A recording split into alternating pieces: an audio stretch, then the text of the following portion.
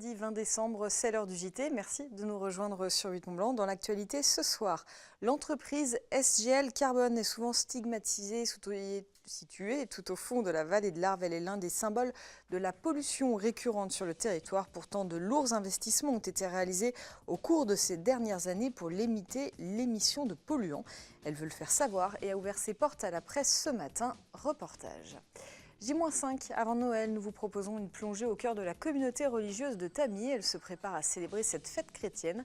Jean-Paul Crespi a rencontré les frères de Notre-Dame. Mais avant, de nouveaux rappels de Roblochon. 2 enfants ont en effet été intoxiqués par la bactérie Escherichia coli de type 026. Elle peut provoquer des diarrhées hémorragiques et des atteintes rénales sévères. Ces 2 enfants avaient consommé du reblochon entier produit en Haute-Savoie par la société fromagère d'Étaux. Vendus sous la marque Pochat et Belay, ces reblochons sont donc rappelés par les autorités sanitaires et une enquête est en cours. Toutes les enseignes sont concernées par ce lot FR 74 115 050. Il s'affiche, vous le voyez en bas de votre écran, et un numéro de téléphone est à votre disposition. Ne consommez pas ce reblochon si vous en avez un de ce lot et rapportez-le au point de vente si vous en avez déjà mangé. En cas de symptômes, consultez rapidement un médecin. Et enfin, inutile de s'inquiéter si vous n'avez pas de symptômes 10 jours après la consommation.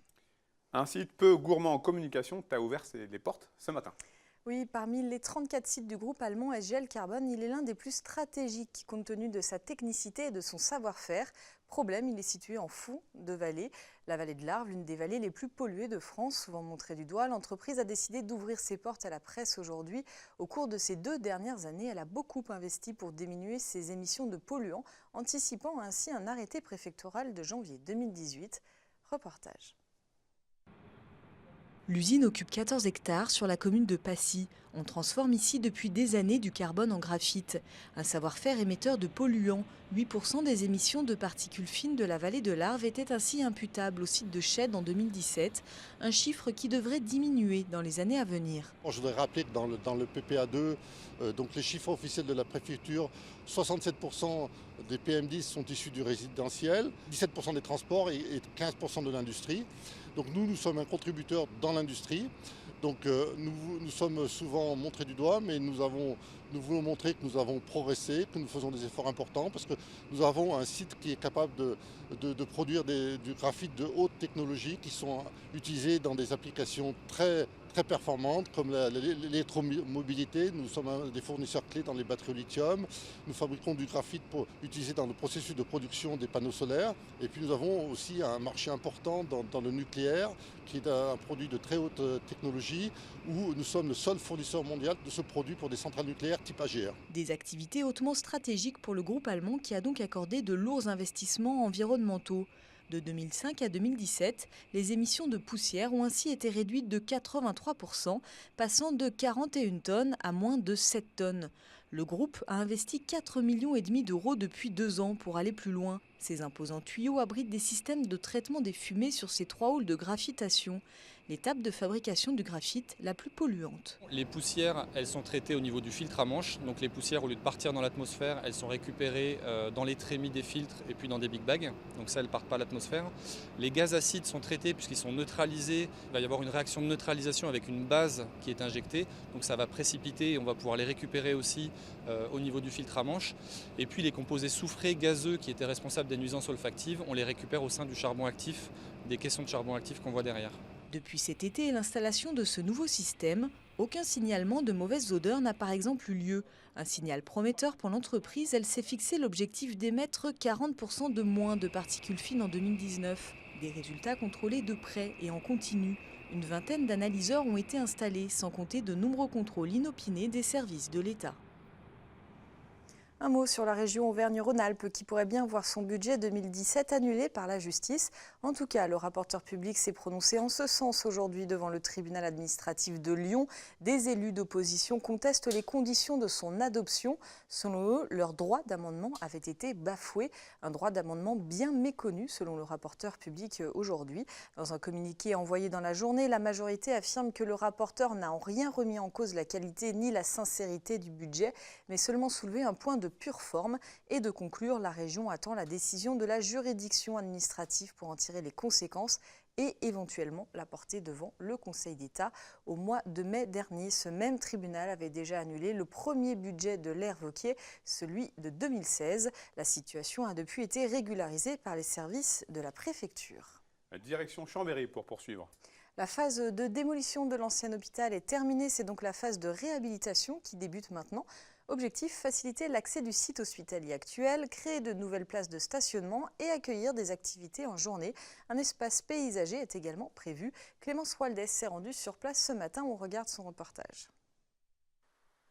Après la mise en service du nouvel hôpital de Chambéry en 2015, l'ancien hôpital Jacques Dorster a été en partie démoli. 8000 m² de l'ancien bâtiment ont été conservés et vont être réhabilités. Nous avions projeté la déconstruction donc partielle de l'ancien hôpital. Cette déconstruction est dorénavant terminée.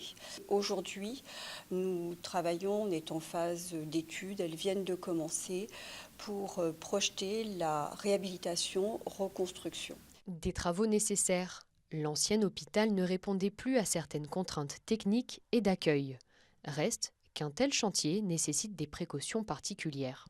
Alors, l'ancien hôpital était plus aux normes, notamment incendie. C'est ce qui a poussé à la reconstruction, en plus de la surface qui commençait à être un peu trop restreinte dans l'ancien bâtiment. Il y a plus de contraintes d'hygiène puisqu'on est à proximité quand même des bâtiments qui sont en exploitation, notamment le pôle mère-enfant avec les blocs opératoires et le nouvel hôpital. Donc on a travaillé sur l'hygiène avec notre équipe d'hygiène justement pour limiter l'impact du chantier sur l'exploitation standard du bâtiment. La déconstruction a débuté en juin 2017. Il ne reste plus que 3 des 11 étages qui composaient l'hôpital. C'était un bâtiment qui était partagé en 3 ailes, ABC qu'on appelait à l'époque, qui faisait 10 étages. Donc on a conservé les 3 étages inférieurs de l'aile A et B. L'LC a été déconstruite totalement. On a extrait 46 000 tonnes de béton et on en a ramené 30 000 concassés pour reniveler le site. Coût de la réhabilitation, 20 millions d'euros. La fin des travaux est prévue au printemps 2022. Un autre chantier récurrent, celui-ci. Oui, on le sait, c'est l'une des routes les plus chères de France, celle des gorges de l'Arly. Les travaux de sécurisation sont fréquents et difficiles. Exemple avec ces images qui datent d'octobre 2015. Dernière en date, le chantier pour sécuriser des éboulements, le secteur des Cliés avec la construction d'une casquette métallique provisoire au nord du tunnel. La route des gorges est donc fermée depuis le 15 octobre et le restera jusqu'au 27 décembre, Noël inclus donc. La réouverture est prévue pour le 28. Une réouverture plus tardive que prévue initialement du fait des fortes intempéries de ces derniers jours. Une nouvelle fermeture temporaire est prévue après les vacances pour la finition du chantier entre les 7 et 11 janvier prochains. Je vous le disais en titre, la fête de Noël approche à grands pas, une fête traditionnelle vécue de façon toute particulière par les frères de la communauté de Notre-Dame à l'abbaye de Tamiers. Ils profitent de ce moment pour approfondir leur engagement monastique. C'est un temps particulier aussi puisqu'ils attendent de nombreux retraitants qui viendront partager cette fête avec eux dans quelques jours. C'est une rencontre signée Jean-Paul Crespi et Naïm Dutour. Noël est vécu avec des traditions. À proximité d'un col de la Tarentaise, les moines de l'abbaye de Tamiers méditent sur le retour du Christ avant de célébrer Noël.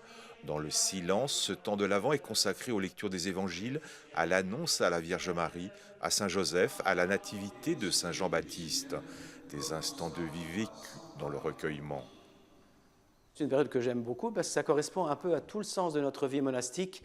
On est là un peu pour attendre ce retour du Christ. Vous voyez, si on se lève la nuit, c'est parce que dans l'Évangile, il est dit « l'époux va venir dans la nuit », donc le Seigneur va venir dans la nuit. Alors on est là à veiller ce retour du Christ comme un veilleur qui attend le lever du jour.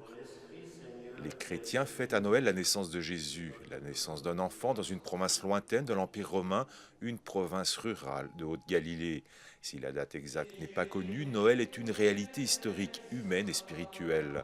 Noël est intime et familial. Pour Dieu, un jour est comme 1000 ans ou 1000 ans comme un jour, mais c'est quelqu'un qui vient maintenant dans ma vie. Donc j'ai la certitude qu'il est déjà venu, bien sûr, et qu'il reviendra nous prendre avec lui. Et entre les deux, il y a cette venue de chaque jour qui ne s'impose pas, mais qui qui dépend de l'ouverture de mon cœur. Et le mystère de Noël s'incarne dans la vie de tous les jours. Ce n'est pas une idée quelquefois comme ça en l'air. Bien sûr, c'est une réalité théologique, mais qui s'incarne dans notre vie. Autrement, Dieu serait quand même lointain. C'est une renaissance parce qu'en fait, on dit que spirituellement, Jésus doit renaître dans notre cœur sans cesse. Donc on peut dire que la vraie crèche, en fait, la crèche spirituelle qui pour tout homme ou toute femme, c'est son cœur qui est une crèche qui doit accueillir la naissance du Sauveur en lui. Donc on peut dire qu'il y a un Noël perpétuel, vous voyez, quand on vit une vie spirituelle profonde. Depuis 1133, date de la création de l'abbaye, les moines ne cessent de nous rappeler le message de Noël, le message de l'Évangile qui nourrit la vie de tous les chrétiens. Sur le col, dans leur désert, Noël nourrit leur vie, un appel à la paix et à l'espérance. C'est leur message de Noël, une promesse d'espoir.